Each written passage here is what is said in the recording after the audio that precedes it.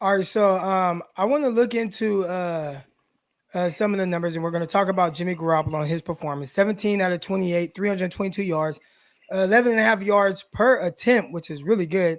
Uh, what kind of like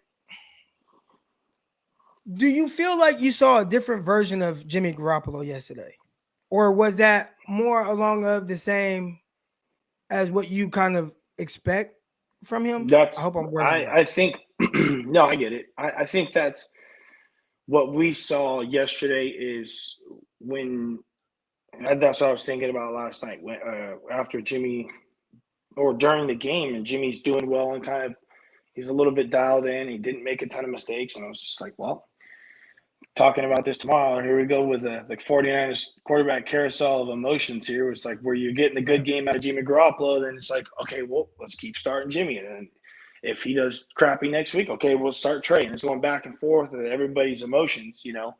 Um, I think that what he did yesterday is what you expect from Jimmy Garoppolo. I think with the offense, that's what you expect from the offense. Again, look at Mitchell. He was cooking yesterday a little bit. And by the way, I sat him in fantasy and I'm pissed off about it and I lost because of it. Why'd you sit So, him? Croc, I don't know what's going on with my fantasy teams this year. They're just terrible. I was in the playoffs last year and I am absolutely terrible. I have 2 wins in one league and 3 in the other. So it's just not good right now. Yeah. Maybe I'll start sending you my rosters at the beginning of the week, and Yeah, you're you kind of can go trash. from I'm not there. gonna lie. Yeah, But it's trash. with Underdog Fantasy, go in promo code Crocky. You guys go sign There up. we go. Plug it. All Hey, right, but go plug away. ahead. Go get them. Go get them. Do But your no, thing.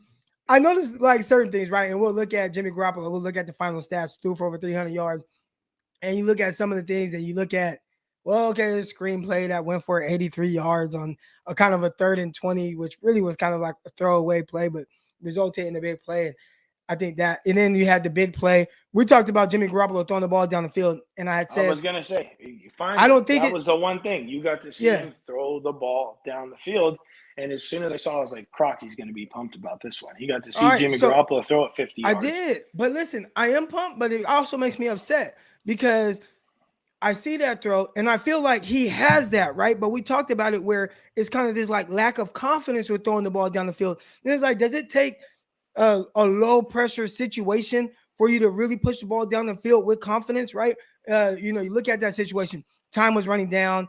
They had no timeouts in the half. And it was one of those things where it's like, you know what, I'm just going to throw it out there and see what happens. But I would like him to have kind of more of that mindset, like just let it rip more, like give your guys more opportunities like that. And I feel like a big part of that completion was because it was kind of a low pressure situation, which is kind of you know it almost was like, well, if he gets picked off, it's just a long punt and they kneel going into halftime. But it was an opportunity for him to put it out there and make a play, and he finally did it. I want to see more of that, like just that mindset, that attitude. Right. I agree with you. I think that, not just on Jimmy's side of actually doing those things, but on the play call side as well. And I've been saying it Right. all year. Like, I would love for Jimmy to come out first play of the game and do some play action and throw the post over the top. Well, if I'm not mistaken, that route that he threw to Debo, that deep one was a post route, right? Right. Over the top. Just let him do it. And he did come out in the first drive, and he threw that intermediate deep ball to Brandon Ayuk. He sailed it. It was over his head. You go back and look, he threw it super flat, didn't really give him a chance, overthrew it, like looked like a rush throw instead of one of those balls where, a lot of these other elite guys in the NFL might throw that ball a little bit more over the top, open, and let that receiver go get the ball. Jimmy kind of fired it. It was a little bit more flat, sailed it, and then we got third down. So I just think that he's got to be given the opportunities to do it. Again, you go back and look. Let's go look how many deep balls have been completed, like 30 plus yards for Jimmy since he's been with the Niners. It's you could probably count them on one hand, right? Obviously. Right. And so that was like the first one we've seen, and I don't even know how long. Like, that's how bad it is. I don't even know when the last time we've actually got a completion of that length. Yeah. Where the ball With was in the that air for amount of that air long. yards. Yeah. Yeah, yeah, yeah. Where the ball was in the air for that long. So, I hope that Kyle gives him more opportunity to do so. Obviously, it was a nice pass, good completion, and sets it up for them right at halftime to kick a field goal. So yeah, I don't think that was bad. That wasn't what the game was. Then that's what we were saying before. What the game was, I expect Jimmy to do what he did yesterday, but it was nice to see them actually attack downfield a little bit or try to a little bit more than they have in the past.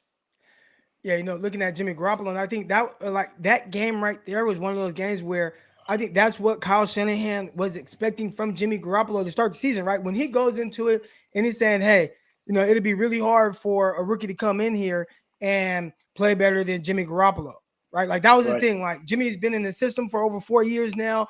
I know what to expect from him. If you're a rookie coming in, I don't think you're going to be able to play above what Jimmy played like yesterday. Unfortunately, we have this quarterback controversy because Jimmy has not played that well all season.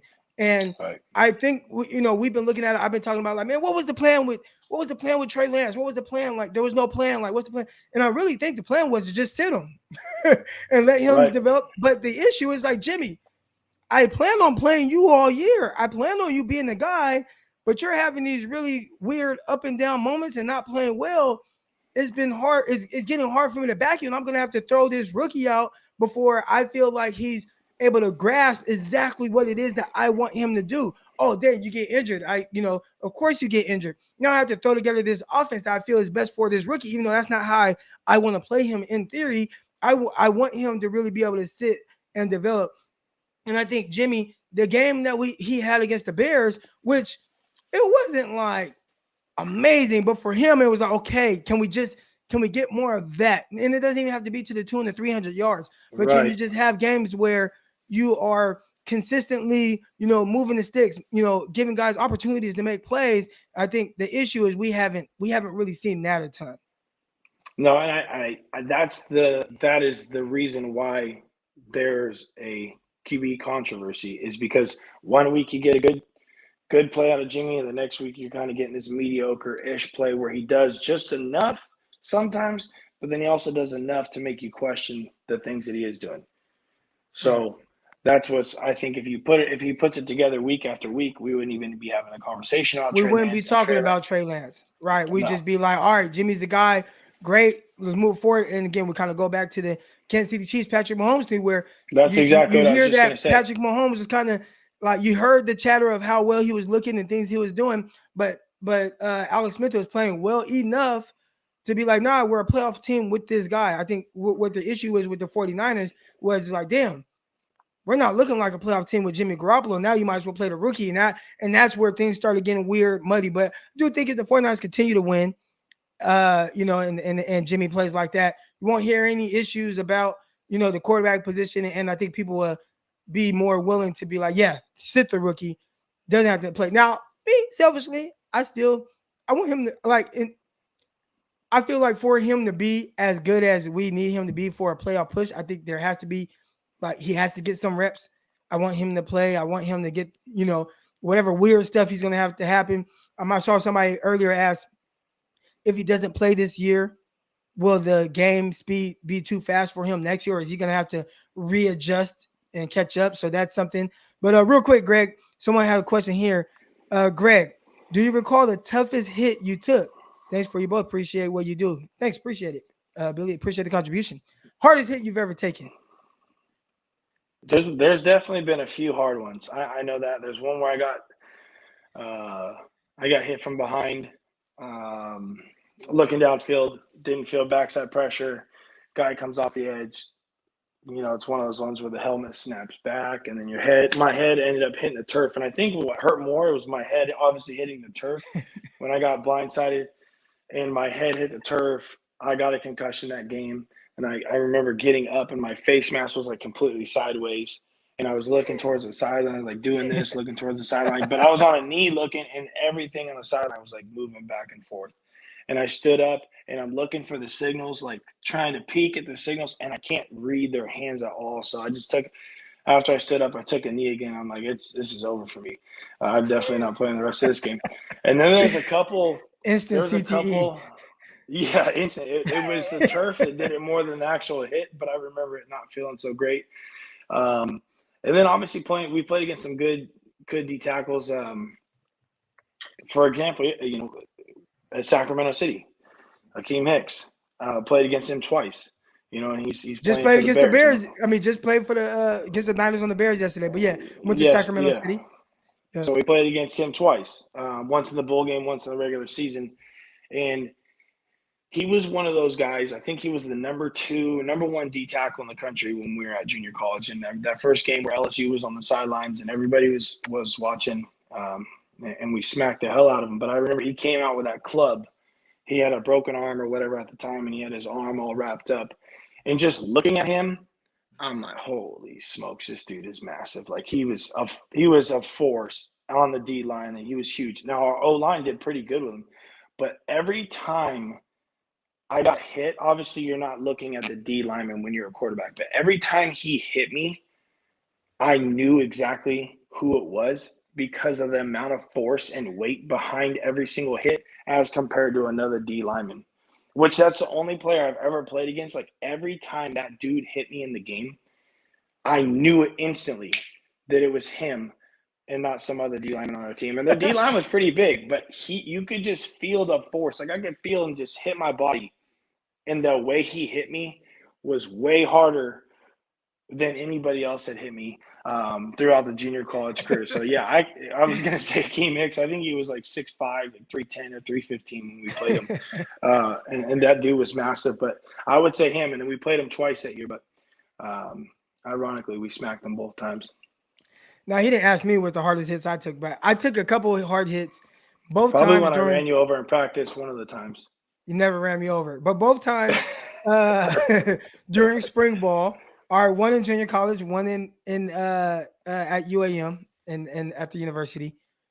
Vince Andrews, he caught this slant. It was during spring ball, and we didn't have helmets on or pads or anything.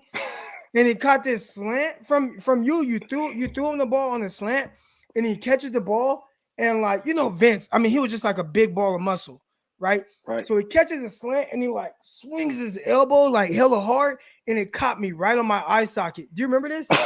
And like, so it caught me right on my eye socket, and I was like, I thought my eye was coming out. Like I thought I was gonna get up, and my eyeball was just gonna be hanging, right? So I'm like, what the hell was that, right? I get elbowed hella hard, so I'm laid out on the ground, and I'm laid out, and I'm just like, but you know me, I'm like tough, you know what I'm saying? So I gotta crawl to the side. I can't just lay right there. Crawl to the sideline. So I crawl to the sideline. So I'm like, God damn. I knew I was just gonna get up and my eye was gonna be hanging out. So I stand up and I'm like, what? Like, I'm jacked up, right? Like, I'm jacked up. I'm like, what the hell? So I grabbed the fence because the fence right there, you got the parking right there on the practice field.